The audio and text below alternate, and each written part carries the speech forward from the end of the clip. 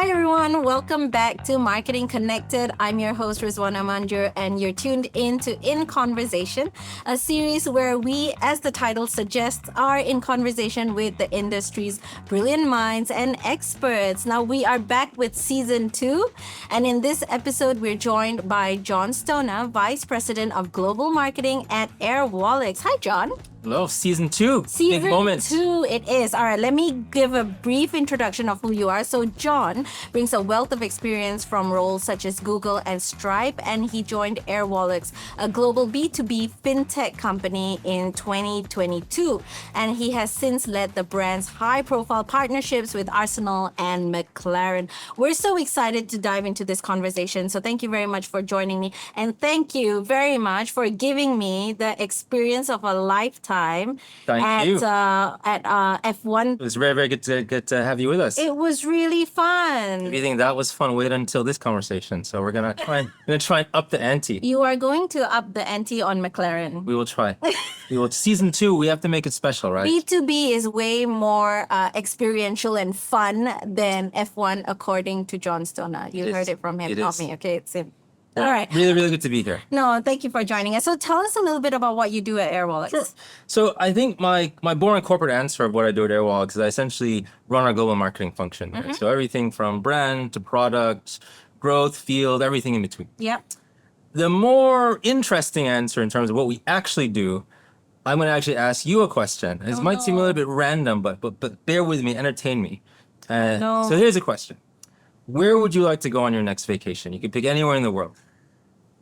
Maldives. Okay, Maldives. Why Maldives?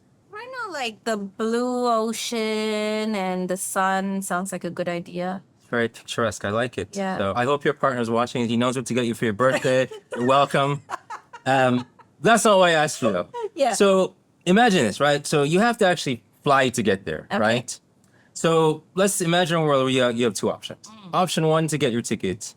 You need to go to a physical building, join a line, talk to someone. They give you the physical plane tickets. Unfortunately, there's no direct flight, so you kind of have to go to a few different stops before you get to the Maldives. You're flying a plane which is probably 20, 30 years old. Okay. So no Wi-Fi, maybe no personal monitor. I mean, the TV probably drops from the screen if there is one. And you're not actually guaranteed you're going to get there in one piece. Okay. And it happens to be the more expensive option. You're ruining my holiday. And when you get there, it's going to be fantastic. Okay. But that's your option 1 to get there as a flight. Okay. Option 2, you can essentially book your flight online, 5 minutes. It's a direct flight, so shortest time possible from point A to point B. Latest aircrafts, Starlink, Wi-Fi, all the fancy entertainment, bells and whistles, so brand new tech. Guaranteed to get you there in one piece. Okay. And by the way, it's actually a cheaper option. Now, this is not a trick question. Rationally, would you choose option 1 or option 2? Well, obviously, if you set it up like that, option 2. Well, correct. Yeah. Correct. Yeah. Option 2. But the reality is, if you take a step back and think, many businesses each and every day, we're talking millions of businesses around the world, when they think about their finances, their banking, their payments operations, they choose option 1. Right. They choose systems in banking and finance that were built for a past age, legacy systems that are expensive, slow, clunky. Right. And they keep making that choice over and over again. And it's costing them, and it's costing economies. Our job as a marketing team is to help people realize there is a better way. There is an option 2. Yeah. And once they realize that option 2, that Airwallex is that leader building that future of banking. I love it. I love how you tied that all in. Each and every day, that's your job. But let me sort of throw a curveball into that a little bit. I guess a lot of people choose option 1 because of the trust factor, right? Of course. I mean, you know, if I were to go to my favorite travel agent and he recommended this, and I've worked with him for years and years, and it might be a slower option, it might be something else, but there's a trust that I've built with him. Whereas, you know, if I do it all by myself online, I might be second guessing myself, like, is this too good to be true? Of course.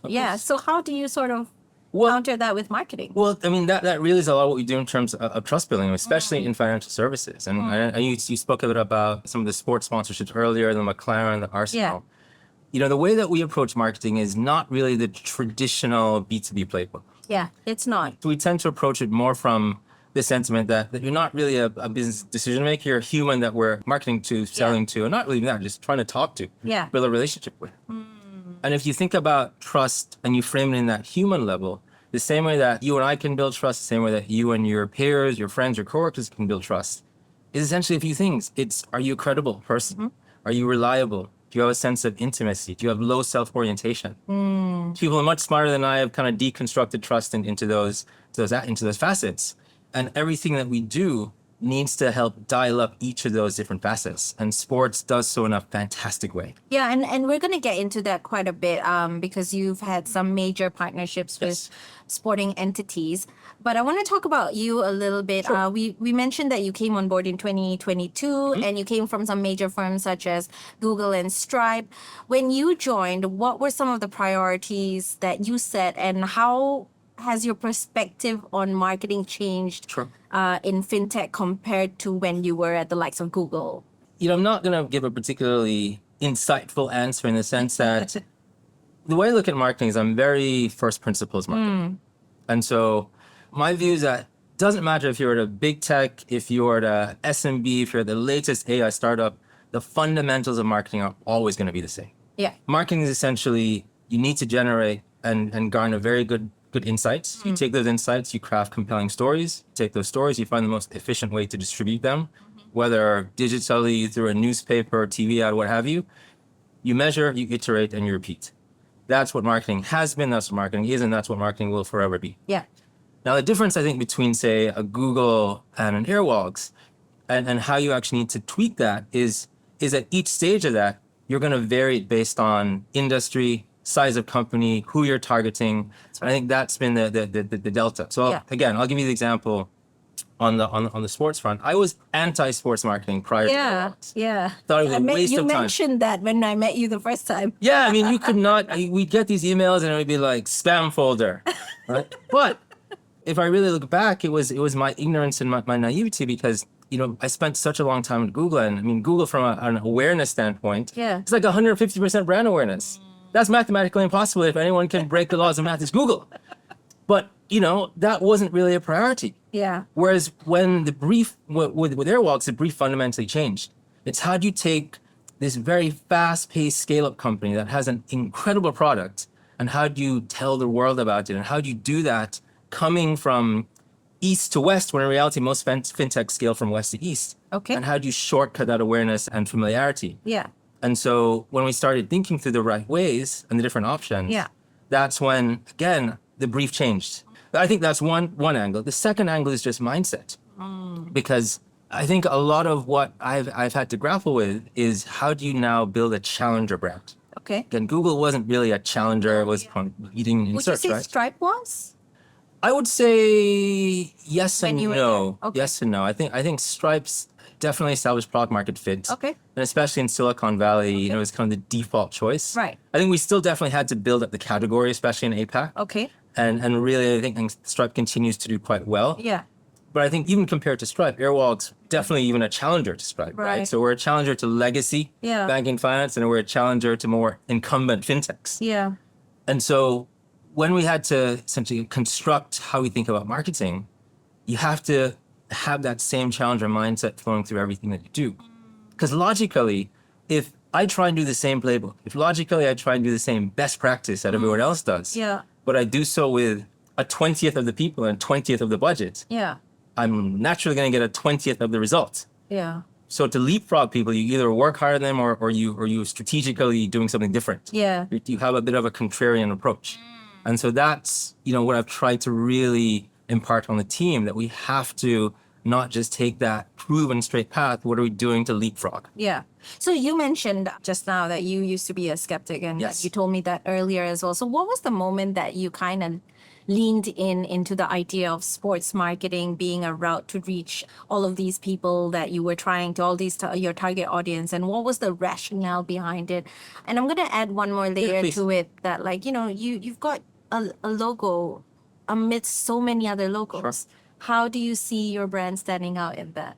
Of course. I think the way that we decided to really pursue this is, again, all started with a brief, like how do you actually grow awareness and familiarity and fame essentially fairly quickly at this sort of global stage.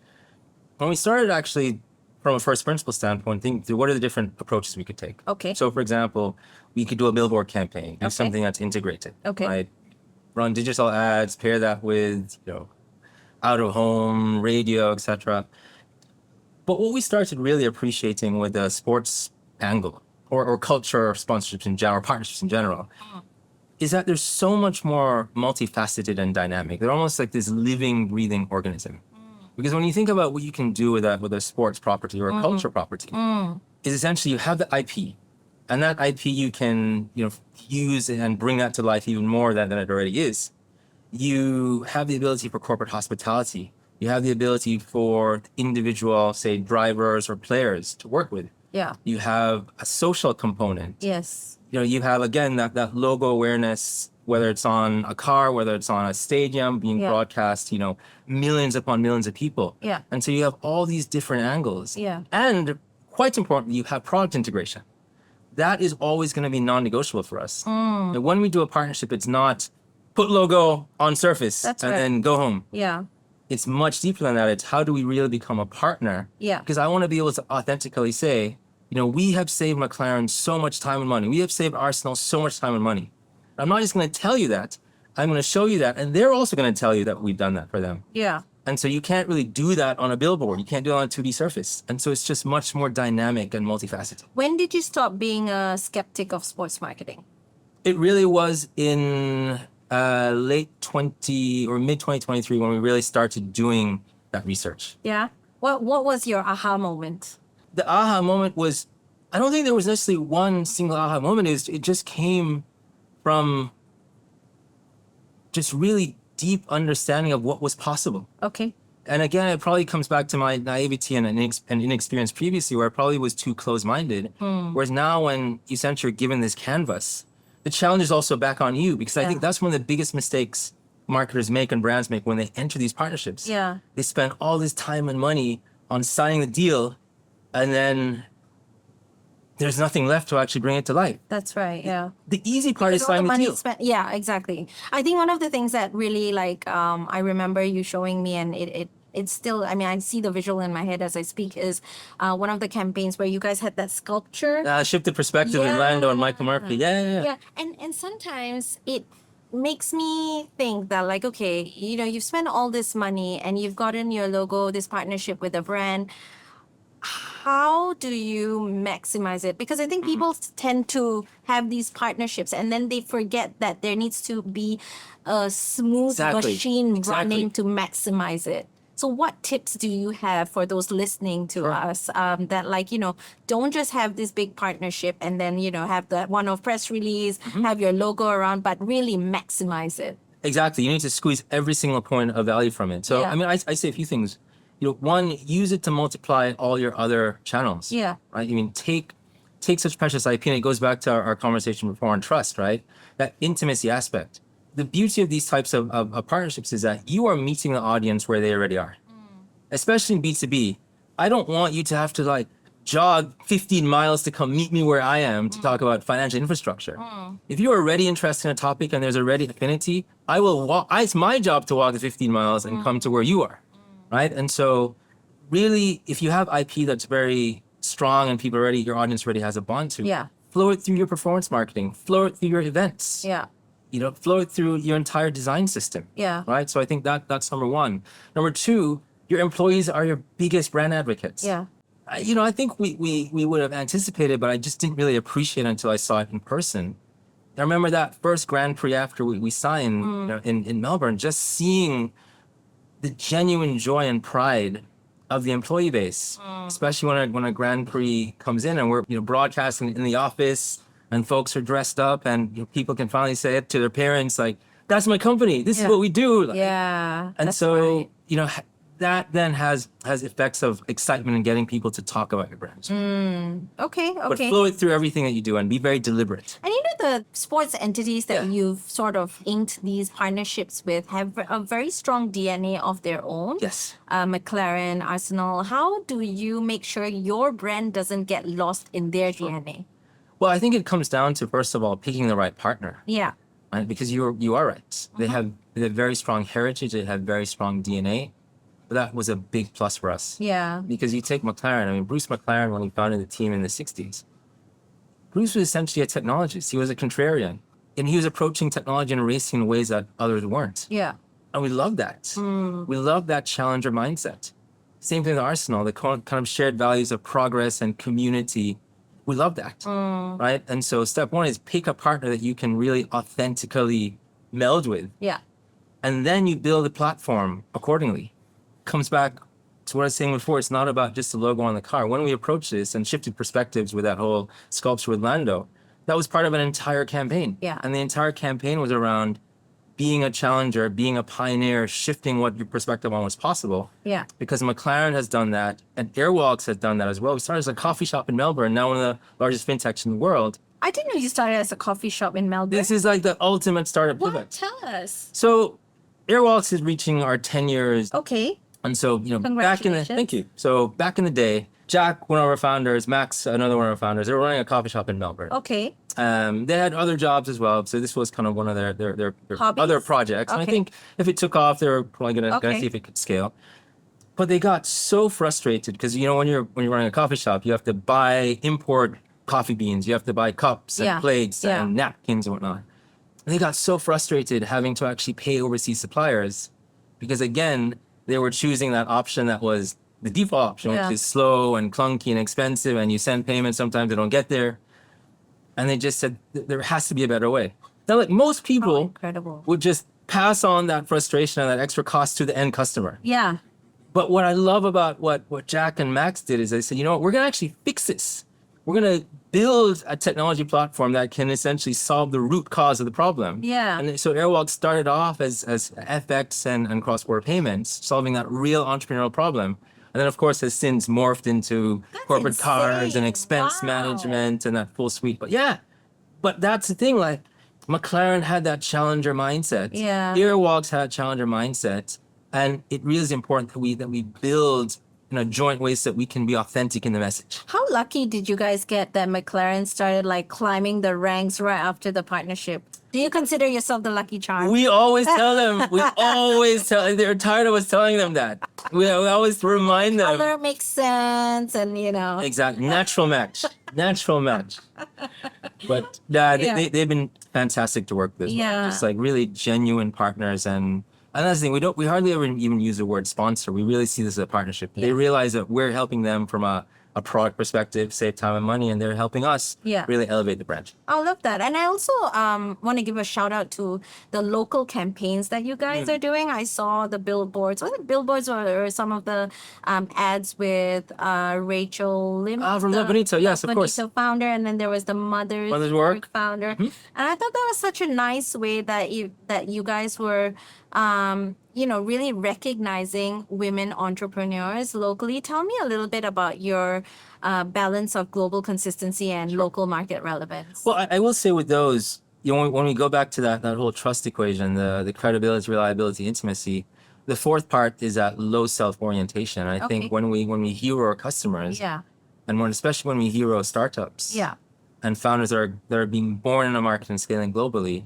that's just our way to say, like, it's not about us, it's about you. It's like, we're low self-orientation, let's put you in the spotlight. So I think it really does go to trust building. But in terms of global consistency, we strive for that, but we also strive for local authenticity. Okay. And so I think the way that we approach this, and in part because I kind of cut my teeth as a regional marketer. I've been a regional marketer most of my career. Yeah. So my expectation is that a lot of the innovation is actually going to come from the regions. Okay. Because those folks are on the frontier. They're in the field. They're talking to customers day in and day out. And they have, enough distance from headquarters where they can take some more risk, right? Our job is to have a framework and a sandbox that's loose enough that they can still feel empowered to actually take that risk, but they at least know the guidelines and the parameters that, they're not going to step out of too far. Yeah. Right? And so we really try and keep a flat structure. Okay. We try and really have the mantra that innovation can come from anywhere, not just headquarters. In fact, it probably should not come from HQ. It should come from the field. And then we try and do that through even things like technology. Right? You take a platform like writer.com. If you're doing blog posts and articles, load up your editorial guidelines in there. It understands you a bit more. Yeah. And then at least you can use technology to start making sure that globally there's some consistency. Yeah. You have guidelines. There's also so there are ways that you can do that through process, but also through technology. How do you loosen those reins a little bit? You coming into this global role, how often and how do you sort of have that self-restraint to say that, I don't understand it, but I got to trust my team that they know what they're doing? How do you kind of bridge that gap? It's fundamentally a mental and deliberate choice, right? And so it starts with mindset. Would your teammates say the same, or would they be like, "Yeah, John, let's just experiment and have fun with it"? I think our teammates would say yes, and maybe our CEO would say we give them too much room to experiment, perhaps. But I mean, again, it's just because that's my DNA, right? Because I came from the region. Yeah. Yeah, like, if we dial things back and we think about, again, deconstructing marketing a little bit, right? There's product truth, there's market truth, there's brand truth, Okay. right? The product truth is probably going to be roughly the same across markets. The brand truth is also going to be roughly the same across markets. In fact, it should, because that's how you get consistency. Okay. But the market truth and the market insight is going to be fundamentally different. To do good marketing, you have to be maximizing all three. And so I'm fine to have consistency at the product and brand level, but I need inconsistency at the market level, because that is a job of a regional marketing team. And I also try and hire people that are much smarter than I am, Yeah. right? I think that's one of the lessons I learned very early on. Yeah. If you're actually the smartest person in the room, Yeah. as a leader, you're doing yourself a disservice and you're doing your team and the company a disservice. So you're actually the smartest person in the room in this, right? No, wait. But yeah, so good. Yeah. No. So, what do you then bring to the table as the global leader in the marketing department? My job is to push folks. My job is to be a sounding board. My job is to essentially tell folks, here's the ambition. And then when they come back, say the ambition is not high enough. What are we doing as a challenger brand? What are we doing to push the boundaries? Even a couple of days ago, we were reviewing a next version of a campaign for 2026. And, folks came back with this, fairly expensive shoot. And the back and forth that we had was, going to 2026, you should be able to do this with AI. Like we need to figure out, how do we improve legacy flows? Yeah. How do we push how we operate? How do Yeah. we keep pushing our mindset? How do we keep constantly elevating the bar? You have to do that as a challenger brand. Otherwise, you will get left behind Got it. very quickly. Got it. So I'm okay. I say this with a lot of love because I'm a white paper nerd. Yeah. Right. And I love reading my white papers and all of this. But a lot of times the criticism is that B2B can be a little bit dry, a little bit boring. How do you make B2B marketing fun? I think it's a human connection, right? There's a time and place for everything, right? If I'm gonna meet you for the first time, let's say it's not about business. It's just we're at a cocktail evening, right? And I walk up to you In Maldives. in Maldives, That's exactly. right. We've taken the right plane. We've gotten there in one piece, right? But when I meet you, I'm gonna try and find what's the commonality. What are you interested in? Let's build that connection first. And then afterwards, if you're interested, I can tell you a little bit more about what I'm interested in, maybe, Right. and we see if there's some commonality there. But I'm not going to immediately shake your hand and say, hey, let me tell you about myself. Yeah. And I'm going to That's right. even if you don't want to hear about it, I'm going to keep telling you. And then, by the way, I'm going to keep emailing you in 2 days and 4 days and 7 Hyper-personalize it. days. Exactly. I tell you all about me, right? Until you deliberately unsubscribe from hearing about me. So I think it really comes down to that approach, taking a more traditional B2C approach into B2B, establish that connection first. Now, white papers, we actually still like. So the moral of the story isn't that you should stop doing white papers. But A, when do you deliver the white paper, at what point? Yeah. Right? And 2, who do you deliver it to? And then 3, what format are you actually delivering it in? Right? So A, it has to be valuable, like valuable insight, not some superficial +1. And this comes back to the insights. Like, what is it that your audience and persona really cares about that you can tell them that other people can't? Because that's how you get value. And then how do they want to engage you? Do they want to engage 20 pages of text, or they want several 5-minute videos that they can watch on their phone That's right. on the way to work? Do you think too much of the conversation in the B2B space becomes about lead generation and not about awareness? Yes, I do. I think there's not enough emphasis on product marketing. Okay. I think oftentimes people staff up growth function, spiel function, and the thing is they forget to realize that no matter how good your distribution or storytelling is, Yeah. if you're storytelling to the wrong people about the wrong thing, everything else is Not flawed. gonna work. Yeah. Right? So I think people underinvest in product marketing in B2B. When it comes to brand, the industry's changing. I think people are starting to realize the importance Yep. of brand. The trick here is how do you get all three to play together nicely?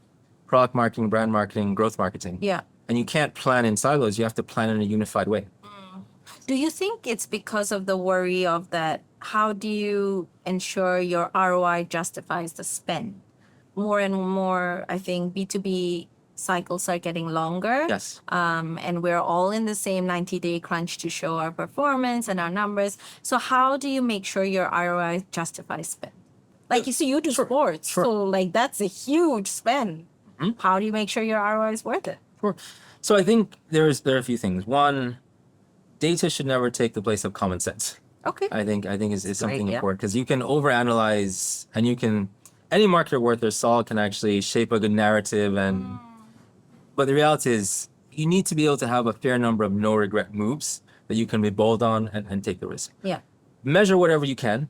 Now measurement you need to have the right on a practical level the right underlying tech stack. Yeah. So aspects that we're investing in a fair bit in Airwallex right now is partnerships with marketing operations, partnerships with data science. Yeah. How do you build the right foundations? You're not going to be able to measure everything perfectly. That's just a pipe dream.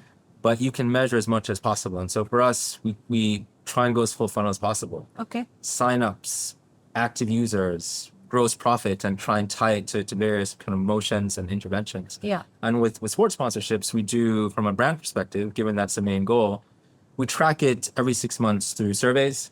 We also look at it from a sales perspective, pipeline sourced, pipeline influence. And again, there's an employee aspect, which we also see during employee surveys as well. Okay. I do want to ask in terms of how did you pivot from the McLaren deal into football and Arsenal? What was the thinking there? So I think the McLaren deal really gave us a lot of confidence Okay. to move to that additional sponsorship or additional partnership.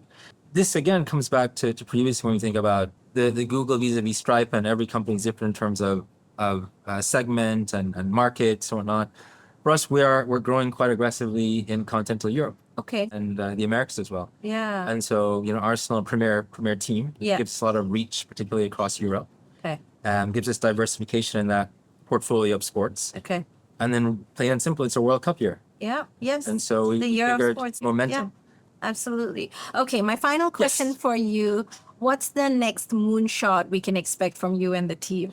If I told you this is not gonna have the pop when we actually release it, But right? if you don't tell me, I'm not going to release this podcast episode. Darren, you're a tough negotiator. You're a very tough negotiator. So I think what we're going to be doing right now is that we feel confident in our two global properties. So right now we're actually exploring what do we do at a local level, particularly in markets like Australia. How do we actually really activate that local sponsorship piece? Especially when we move into early 2026. The part I think you can really look forward to is how do we bring that Arsenal partnership to life? Okay. Whatever we do is going to fuse technology and culture and likely art. Well, we're looking forward to it. It sounds like it's going to be a really exciting 2026 for you. Well, we'll see if I get invited back. If it's exciting enough, maybe I will. Who knows? That depends on whether I get invited back. Fair enough. McLaren suite, so just saying. Understood. Point taken. Let's shake on it. Yes. And so, on that note, thank you so much for being you so part much of again. this conversation. Really I mean, you appreciate made B2B really fun, so I had a great time just chatting with you on this. Likewise. And thank you also for so much that you do for the industry overall. Really Thank uplifting you. it and really giving such insights. I really appreciate it as well. Really appreciate you saying that. And to our listeners out there, don't worry, although this interview with Jon Stona of Airwallex is over, you can check out more In Conversation episodes and other marketing connected interviews on your favorite podcast platforms. Be sure to follow us on Marketing Interactive's social media pages, LinkedIn, Telegram, Facebook, Instagram. And once again, thank you for tuning in to Marketing Connected, brought to you by Marketing Interactive. Thanks everyone. Bye.